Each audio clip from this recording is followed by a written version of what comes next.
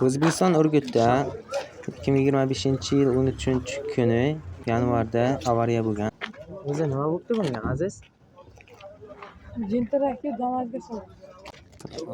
Damas o'ta bir yomon kelib solgan. Damas daraxtga kelib urgan va hozir mana bu tomonda ko'rsangiz oynasi chiqib ketib, usti tomoni ponna pachaq bo'lgan.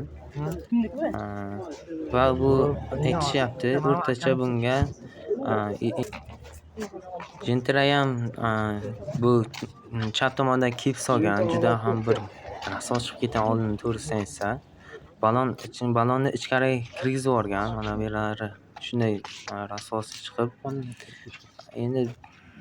Endi bunga juda ko'p xarajat qilish kerak-da. Endi baki oylarini hisoblaganda menimcha shu 30 millionlar xarajat kelsa kerak. Odamlar aytyapti, bu Jintirani aybi bo'lgan deyapti.